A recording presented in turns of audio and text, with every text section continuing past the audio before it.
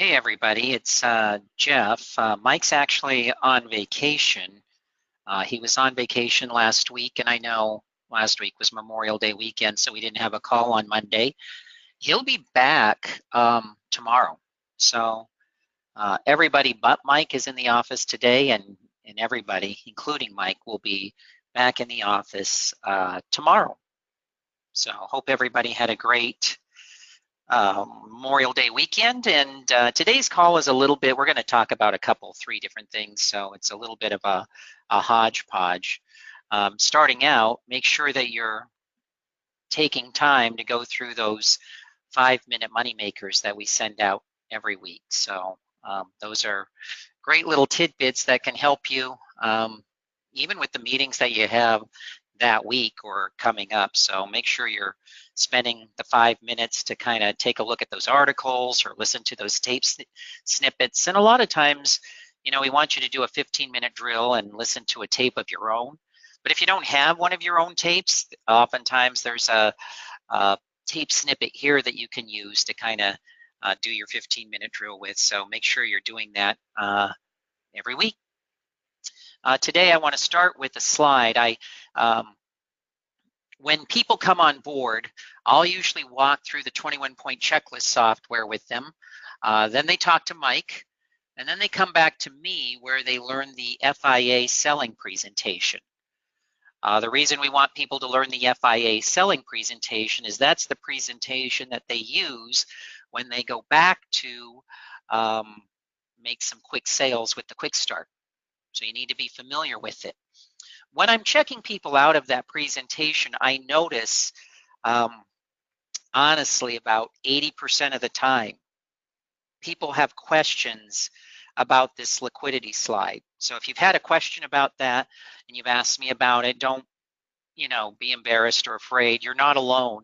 In fact, you're in the super majority. I would say most everybody has questions about this slide. So I thought I would just kind of talk about it for a second and make sure we all understand it and know what's going on. So when you're talking about liquidity with an FIA, we usually use the kind of the hypothetical $300,000 account. And we say that if that account were to lose, say, a third, what would be the penalty? So again, you know, we always talk about, and I think we even talk about in that presentation, when you lose money, you have to make more to get back to ground even. The example that we use is, say I start with $100 and I lose 50%. What am I down to? Well, they're going to say $50. So if I've got $50 in my pocket, what do I have to make? What does that $50 have to do to get back to 100?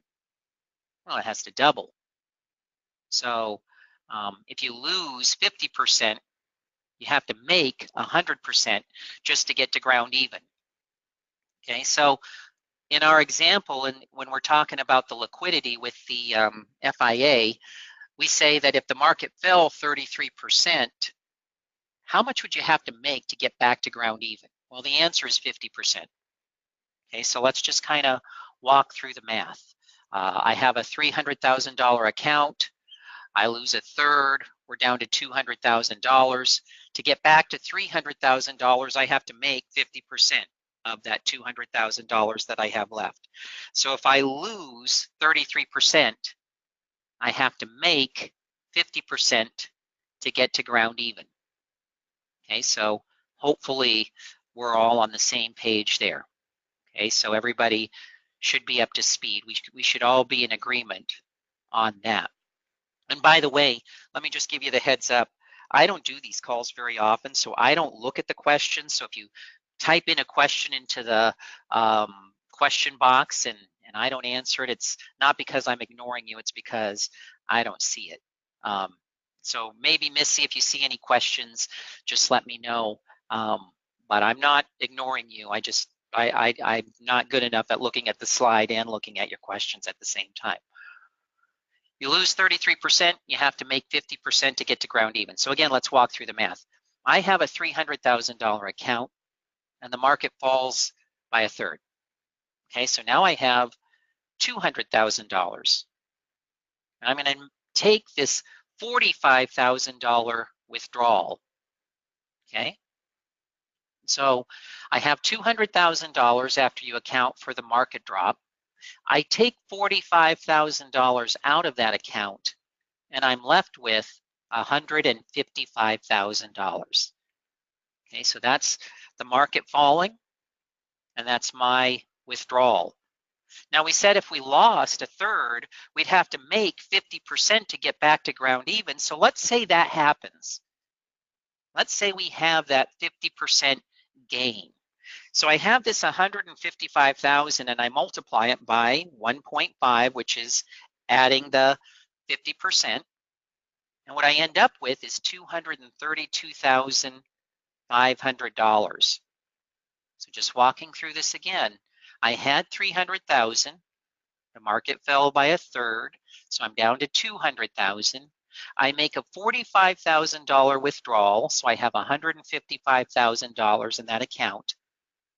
And then I make the 50% that should get me back to ground even, but I end up with $232,500 when all is said and done.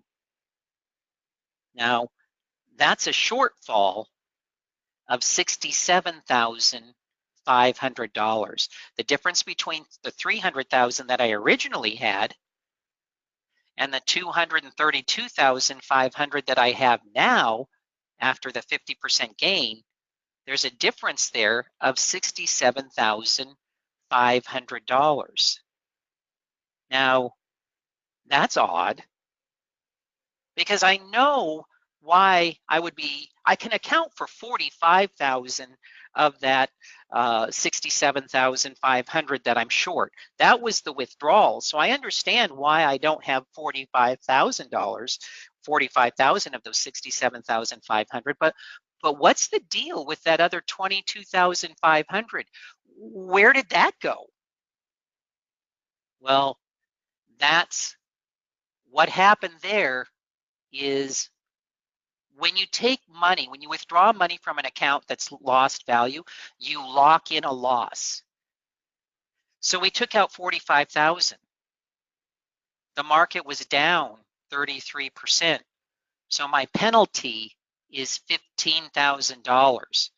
So I'm not just out the 45,000. That gets us back to a shortfall of 22.5. 15 of it is that penalty, that loss that I locked in when I took that money out. Well, what's the other 7,500? Well, remember, that's the opportunity cost. That 15,000 that I locked in, it's gone. It didn't grow by 50%. When my account grew 50%, that 15,000, not only did that 45,000 that I took out not grow at 50%, but that $15,000 penalty didn't grow by 50% either. 50% of 15,000 is 7,500. That's how we get to 22.5.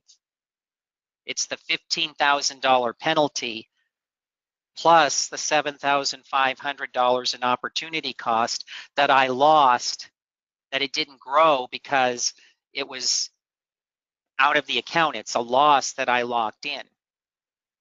So sometimes I think when we do this slide or when you're trying to learn the presentation, you're confused by the $15,000 penalty. You think it's phantom money and you don't understand, is the account really down an additional 15,000? And the answer is, yeah, it's really down an additional 15,000. In fact, if we were to be completely honest, it's down by about 22,500. Now, we don't count the opportunity cost on that 15,000. We just count the real dollars, the real 15,000 that you're down. But you could make a case that it's actually worse than that. But at the very least, we should all be able to agree that it's at least that. Now, that additional 7,500, we don't really count it because it's an opportunity cost. But the thing that you have to understand about that 15,000 or that $7,500 in opportunity cost is that it is in some ways real dollars. In a way, they're gone forever. There's a name for that lost opportunity cost. It's called negative compounding. And so investment professionals, institutional guys would tell you, there's sort of this myth that's out there in the investment world that you get to keep your gains. And that's really not the truth. What you get to keep are your compound earnings, your compound gains. And when you lose money, you're actually compounding losses the same way that you compound gains. And the farther out you go, the worse it gets. It's kind of like the analogy that I use is if you've ever done any marksmanship, if you've ever done any shooting, you know that when you aim at the target, if you're off at the beginning by 1/8 of an inch, that 1/8 of an inch expands as that bullet goes down the range. So by the time it gets to the target, you could be off 2-3 inches. Just a hair off at the beginning can cost you 2 or 3 inches all the way down at the end at the target. Now, 2 or 3 inches doesn't sound like a lot, but that's the difference between hitting a bullseye and hitting the outer ring. So you don't want to be off at all. Where you see the effects of negative compounding most of the time is with do-it-yourselfer portfolios. So a lot of times you meet do-it-yourselfers who will tell you, well, I've done as good as, or maybe a little bit better than the market. But when they say that, what they mean is, I outperformed, I outperformed, I outperformed, I underperformed. I outperformed, I outperformed, I outperformed, I underperformed. I outperformed, I outperformed, I outperformed, I underperformed. So they've outperformed more than they've underperformed. And when you add up the gains, they more than offset the losses, at least on paper, if you were looking at an average. But that's where an institutional investor will say, well, but you don't really get to keep your average gains. What you get to keep are your compound gains. See, when you underperformed the market, those losses, that difference between what the market did and what you did, that little bit of underperformance gets compounded over time, so that when you get to the end, you look at your portfolio and you say, hey, I overperformed or I outperformed the market more than I underperformed the market. But when I look at the S&P 500 and what I have as much as or maybe a little bit less. How can that be? Well, it's because of the negative compounding. See, that's why you get some do-it-yourselfers. They don't really say this, but what they're thinking is, I spend hours a day on my portfolio and my neighbor spends none, and yet I'm not doing any better than he is. How can that be? Well, it's not because the neighbor has better investments. It's just that when he lost money, he only lost what the market lost. When the do-it-yourselfer loses money, he might lose a little bit more than the market lost. He might make a little bit more than the market when the market's up, but he's losing a little bit more than the market when the market's down. And it's the compounding effect of that negative or that loss that's holding his portfolio back. It's something interesting. I read an article one time that said if you invested $1,000 back in, I don't know what the year is, say call it 1940, to today in the S&P 500, well, you'd have $1,700,000. Well, nobody would actually have $1,700,000 even if they had done that because of negative compounding. I mean, unless you actually were in the S&P 500 and not just trying to mirror it and making a little bit more some years and losing a little bit more in others. That losing a little bit more in others means that you'd end up with not $1.7 million, but something like $500,000-600,000. That's a big difference. That's how much negative compounding can affect a portfolio. And my point here is not really to talk about negative compounding and do-it-yourselfers and why they're frustrated sometimes.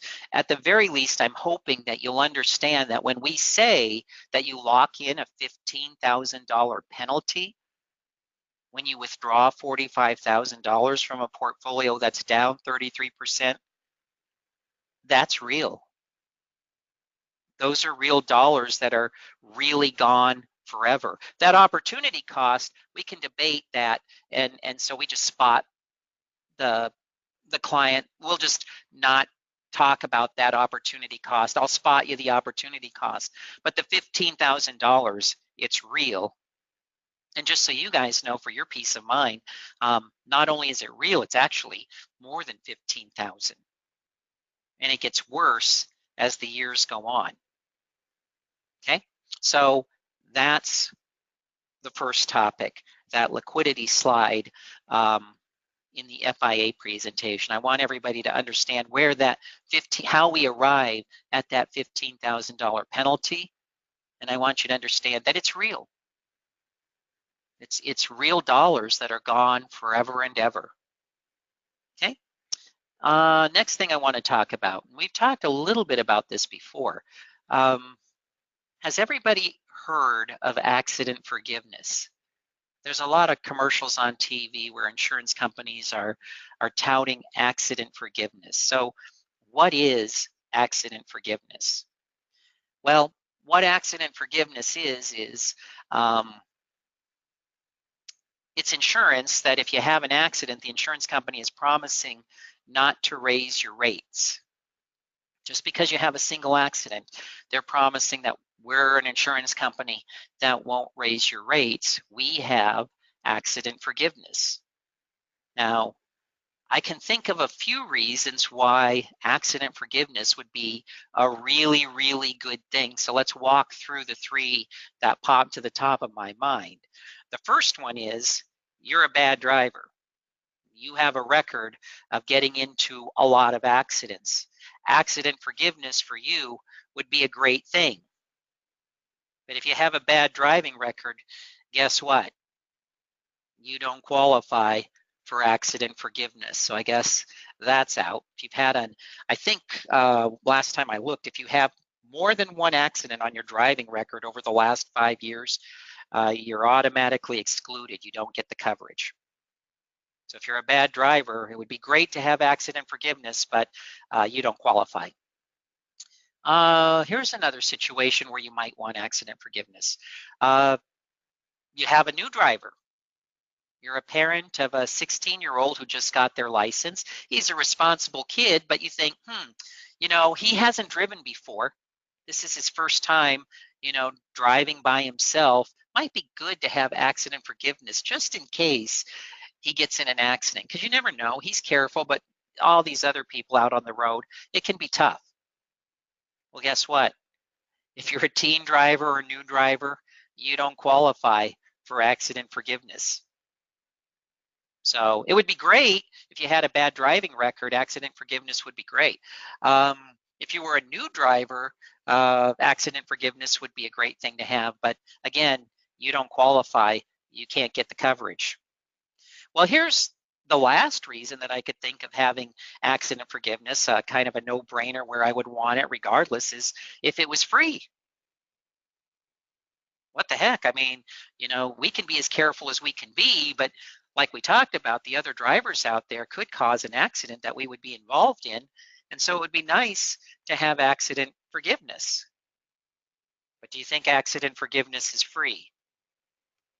No, it's not free.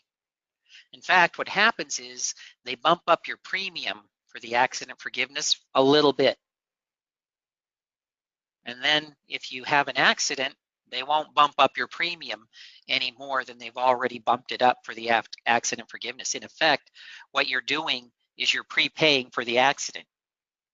You're putting a little bit of money aside in the insurance company so that if you do have an accident, that money you put aside will cover the accident that you had, and they don't have to bump up your premium. So you're prepaying for an accident. It would be great if you could get it if you were a bad driver, but you can't. It would be great if you could get it if you were a new driver, but you can't. And it would be great if it were free, but it's not. At the end of the day, for most people, you're just throwing your money away. The only people that wouldn't be throwing their money away are the people who can't get it because they don't qualify. They have a bad driving record, or they're a new driver, they're a teen driver. Okay, so sometimes what I would say accident forgiveness is kind of a golden turd. It's a turd wrapped in gold foil. It looks pretty, it looks good, but when you peel away that gold foil at the end of the day, you still have a turd. And the reason I bring that up is because there's something out there that I'm starting to see more and more of. We talked about it a long time ago when it first came out, but more and more I see a lot of these when I'm running Morningstar reports. It's called a structured capital strategy. It's AXA that has these. And more I'm seeing people with these in their portfolio. Now, what they are structured notes. They're variable annuities, and we'll talk about exactly how they work here in just a second. But they're structured notes, and so because they're structured notes and they're not actually sub-accounts that you can look up inside of a variable annuity, there won't be any Morningstar reports to accompany them. So a lot of you send them in with all the other statements, which is the right thing to do, and you don't get any Morningstar reports back with them, and that's why. Now, usually, if you've sent one in, I've probably explained that to you, but that's why you don't get any Morningstar reports. It's because it's a structured note, and there's nothing to look up in Morningstar. But just because there's not a Morningstar report that comes with them, that doesn't mean that there isn't anything to talk about when you address this with the client. And so what I want to do over the next few minutes is give you the framework for a conversation that you might have in explaining these structured notes or these structured capital strategies with someone who may have invested in them. So how do they work? Well, basically what they're doing is they're saying, we have different strategies, but here would be the most common and probably the least expensive, which is probably why it's the most common. We're going to cap your upside. So this investment has a 10% cap. You get whatever the market does up to 10%. At that point, you're capped, you're maxed out, and that's the most you can make is 10%. Now, why would anybody be willing to do that? Well, because we protect you on the downside. We'll buffer your losses at 10%, meaning that the first 10% of losses, we eat. We'll cover that. You don't have to worry about that. It's as if you lost nothing. You only cover any losses more than 10%. So if there's a 20% drop in the market, well, we'll eat the first 10% and then you'll be down 10%, but that's better than being down 20%. Okay, so that's how they work. 10% cap, but a 20% or a 10% buffer on the downside. Okay, so that sounds kind of appealing, but here's the real problem with something like that.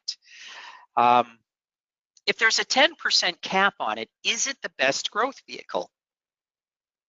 No, it's not the best growth vehicle. The best growth vehicle would be having your money in the market and getting all of the gain. That would be the best. Well, how about this? Is it the best safe vehicle? Well, no, it's not the best safe vehicle. The best safe vehicle would be something where you couldn't lose any money. So it's not the best growth vehicle. It's not the best safe vehicle. But I guess the real question that you have to kind of stare down and wrestle to the ground is this: what about someone who's willing to take a little more risk for a little more gain? So what if they're willing to go ahead and invest in something like this, knowing that we may not get all of the upside, but we're protected on the downside? What about then? May not be the best growth vehicle, may not be the best safe vehicle, but what about someone who's looking for that in between? Wouldn't this work well for somebody like that? And the answer is no. Not at all. And here's why. Maybe the best analogy that I can give you is the weather. So I live in Minnesota. Here at 5Q, where our offices are in Minnesota. And so in the summertime, we have a lot of thunderstorms. And sometimes they can be severe. And so what that means is there's a lot of rain, there's some lightning, and generally that means there's a lot of wind. Now we get these, I don't know, from June through August, probably 6, 7 times a month. I mean, they happen. And I don't like it, but it's a part of living here. It's just part of summer. So am I afraid of them? No. I mean, I'm not afraid of them. It's not going to blow down my house.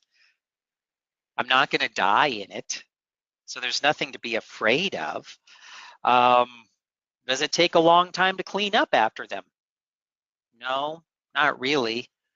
A lot of times they blow down some leaves, maybe even some smaller branches. So, after one of these things, the morning after, I probably have to go out in the yard and do a little cleanup. But it's nothing to be afraid of, and it's not anything that takes a long time to clean up after. See, what I really need to be afraid of is a hurricane. That I need to be afraid of. That we should all be afraid of, because those kinds of things, those are life-threatening. And it can take years and sometimes even a lifetime to rebuild and recover from something like that.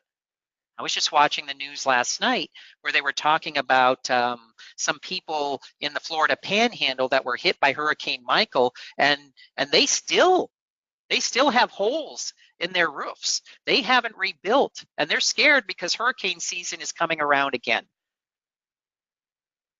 It can take a really, really long time, if ever, to recover from something like that. Now, here's the good news, I guess. It's that these big storms, these hurricanes, they're outliers. We do need to be afraid of them, but they're outliers. They're really not supposed to occur more than, say, once every 50 to 100 years. Now, there's some debate about whether we as humans have adversely affected the climate and maybe whether we should expect more of these more often. And here's the thing. The market is a lot like the weather. We've even talked about this from time to time, that predicting what the market can do is oftentimes some of the models and strategies that they use are some of the same things they use to predict the weather. And we've talked about why the market is like the weather a lot of the time. And in this case, what I mean by that is, predictably, there are going to be severe thunderstorms in the market from time to time. And what I mean by that is there are going to be times when the market's down 6, 8, 10%. That happens. And we don't like it.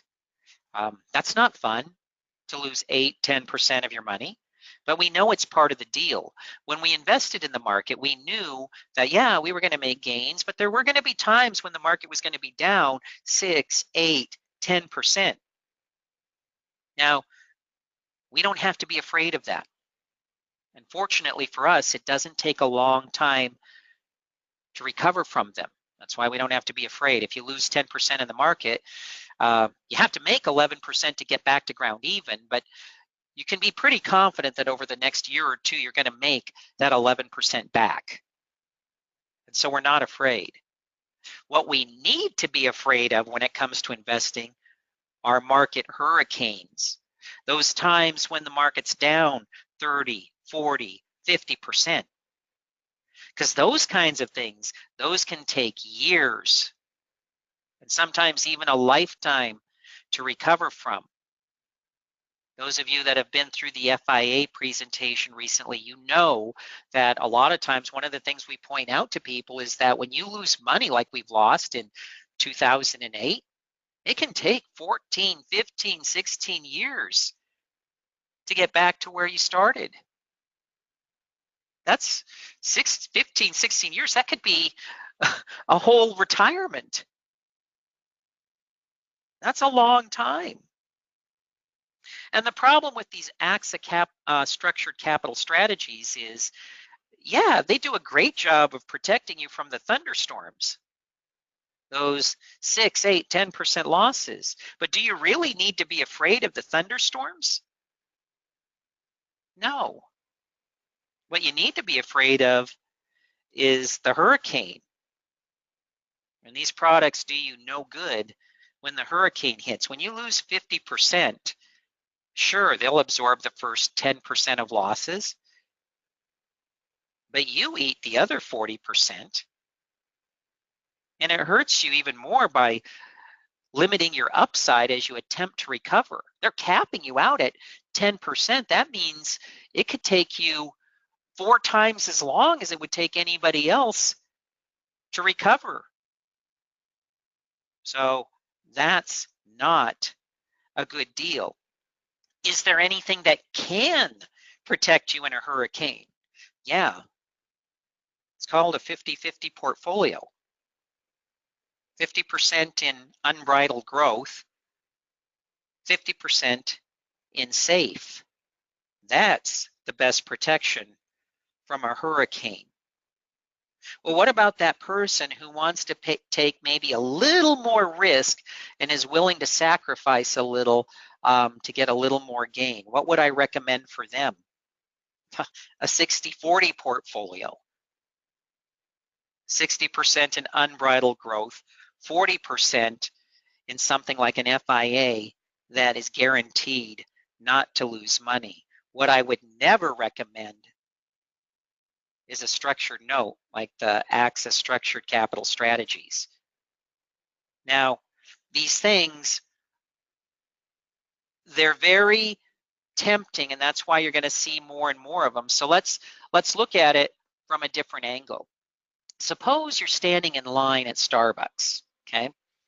And the guy in front of you is ordering some drink that takes longer to order than it does to actually drink it once he gets it.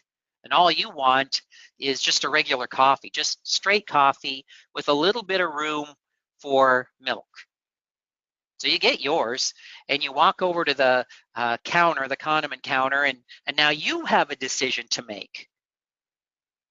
Do I do whole milk or do I do half and half? Whole milk or half and half, which is better? And I guess the question that comes to mind is, well, what does that have to do with investing? What does that have to do with anything that we do? Well, imagine that there were 2 different portfolios that you could offer to people. One would be the whole milk version. You get all of the upside of the market and you get all of the downside of the market. Or your other choice is 50% of the upside and only 50% of the downside. Which of those 2 portfolios would do better? Well, the answer is it depends. It kind of depends on the market that we're in. All of the upside, all of the downside works best in what's called a secular bull market. The half of the upside, half of the downside works best in a secular bear market. Again, the half and half works best in a secular bear because it limits your losses, and we saw that losses hurt you more than gains can help you. So here's the question, what are we in? Are we in a secular bull or are we in a secular bear? Any guesses? We're actually in what we would consider a secular bear market. We're kind of treading water, which I think would surprise a lot of people. I think it's a little bit counterintuitive to think that we're in kind of what we would consider a secular bear market. I think if you ask most people, they would say that, oh no, we're absolutely positively in a secular bull. But consider this, from the bottom of the 2008 crash, so when the market crashed in 2009 and we hit rock bottom sometime 2008, when the market crashed in 2008 and we hit rock bottom at the beginning of 2009, From then until, well, mostly present, we'll talk about that in a second, but at points, we've been up as much as 300%. So between the bottom, which happened in March of 2009, to points in the last, say, 6-8 months, your accounts have been up as much as 300%. So you would think, how is that any kind of a bear market? But if you go back to 2000, from the market crash in 2000 to present, even factoring in that 300% gain, your portfolio is up 71%. And that doesn't include what's happened over the severe steep drops that have happened over the last couple weeks. I mean, when we factor those in, that 71%, it's not going to drop a lot, but it could be down to 65. That's 19 years we've made 65%. And I'm not saying that's bad. I'm just saying, guys, you're averaging, I don't know, 3.3, 3.4% a year. Enough to keep up with inflation, maybe a little bit more, but not that much more.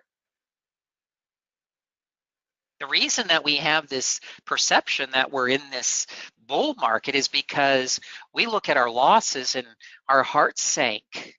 Our portfolios were down 50%, and now look, we've made all that money back and then some. But if you go back to 2000 and factor in that loss, yeah, you made all that back and then some, but not a lot more. I mean, there's a lot of people, if you gave them money and told them you have 19 years, you have to average 3.5% growth, they would think, no problem. It's not going to be that hard. I don't need an advisor. You don't have to be a genius to make that money. See, the real problem with an AXA type structured note, and I'm not picking on AXA, they're the first and the most popular company to come out with them. But because of the success, you're going to start seeing a lot of other companies come out with it too. The real problem with these structured capital strategies is when the market, we've had years where the market's up 25, 30%. And when you're capped at 10%, I mean, yeah, that could be half of the upside in a year when the market goes up 20. But you could be capped at a third of the upside in a year that the market goes up 30. Now, there are more years that it goes up 20-ish than there are 30-ish. I mean, 30 is a lot. But the point is, even if we spot you that, you're really getting 40, 45% of the upside. But in years like 2000 and 2008, when portfolios are falling 30, 40, 50%, you're stuck, not with 100% of the downside, but 60% of the downside, 70% of the downside.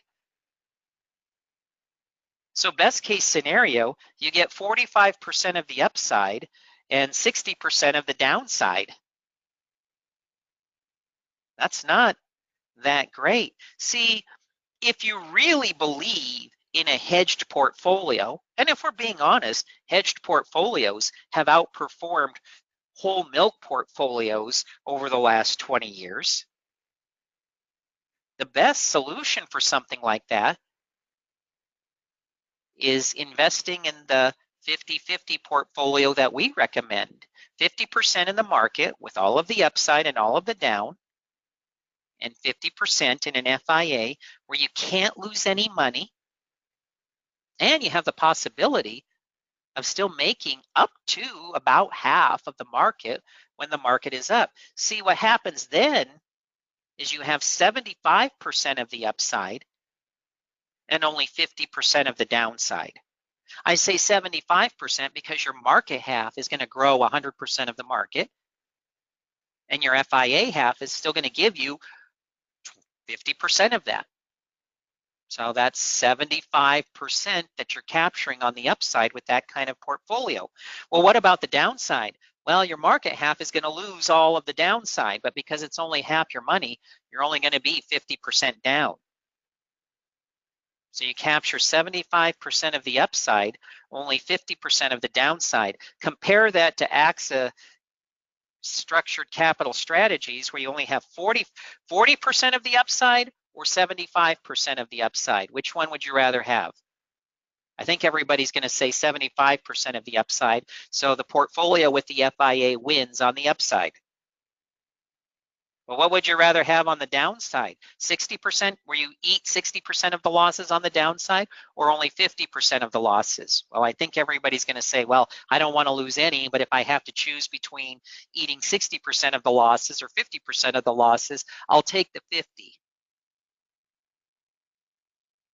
The FIA portfolio wins on the upside. The FIA portfolio wins on the downside. So if you're really interested in a hedged portfolio, and I think it's a good idea, the best hedged portfolio out there is the portfolio where half the money is in the market with all of the ups and the downs, and the other half is in an FIA where you can't lose any money and you still have the opportunity to gather a chunk of the assets on the upside. So those of you that are using those kinds of portfolios, I just want you to understand that truly is, from every angle, the best portfolio that you can put people in. Okay. Last topic for today, we'll finish with this. I love the Denver Broncos. I was born in Colorado, grew up in Colorado, Bronco fan my whole life. So I use the Broncos in a lot of my analogy, and this is Von Miller. He's a linebacker for the Denver Broncos. I'm sure if you follow football at all, you know who he is. He's an all-pro. And so the interesting thing about him is he has some friends in the NFL. So these are three of his best friends in the NFL. Number 32 for the Kansas City Chiefs, that's Cyrus Gray. Number 57 for the Miami Dolphins, that's Demontre Moore. Number 63 for the San Francisco 49ers, that's Tony Gerard Eddy. Those three guys are some of his best friends, probably three of his very best friends. And so I guess the question that I would have is, should it surprise anybody that Von Miller, professional football player, has friends in the league on other teams? No, I don't think that would be that surprising. I mean, you know, it's a small circle of people. I'm sure they all know each other really well, and some of them become friends. So the fact that he has these friends in the league, I don't think would surprise anybody. Here's what might surprise people. Those four guys went to the same high school. They all played together on the same team in high school. Those three guys practically lived at his house. These three guys, their home lives were a little bit shaky, and so they spent a lot of time at Von Miller's house, and they even call his mom and dad Mom and Dad. That's how close they are. What are the chances that four guys in DeSoto, Texas, practically living together, would all make it to the NFL? Well, actually, statistically, it's pretty good, because these four guys loved football. And so every spare moment, they didn't just go to practice every day and then play the games on Friday nights in high school. They woke up in the morning, and before they went to school, they were out there messing around with a football together. Then they went to practice. Then when they got home from practice, they might have done a little homework, and then guess where they were? Outside messing around with the football all night. See, what it takes to be a professional athlete is a lot of hard work. Work that most people aren't willing to do. Getting up at I'll give you another example. I heard that Kevin Durant, Stephen Curry, James Harden, Chris Paul, Kawhi Leonard, um, these 5 guys all have one thing in common. They didn't grow up together. They didn't play on the same team. They didn't have any of the same coaches. Uh, they didn't have the same parents. They didn't take the same path to the NBA. What they all have in common is they all tell stories about how when they were kids, 9, 10 years old, they would get up at 5 in the morning and go shoot baskets all on their own. That's what it takes to be a good basketball player. Working out on your own every day, even when no one is watching. That's what it takes to be a good football player. Working out every day, working on your game, even when no one is watching. And that's what these 4 guys did together. They worked out every day together, even when no one was watching. So really, it shouldn't be surprising that if one makes it to the NFL, that the other 3 would also make it to the NFL. And the reason I bring that up is that's what we need to do if we want to be good at what we do. Work at it every day, even when no one is watching. There's a new coach for the Miami Dolphins. His name is Brian Flores, and even if you don't follow football, I'll just tell you the Miami Dolphins aren't expected to be very good this year. People look at their roster and they say, well, they don't really have the best players. I mean, they're kind of weak, so we shouldn't expect a lot from them. So he's put up signs all around the facility that just have the letters TNT. And what TNT stands for is takes no talent. So his point is, hey, to be a good NFL player, 90% of the things that we do to be a good player take no talent. How much talent does it take to show up on time to a meeting?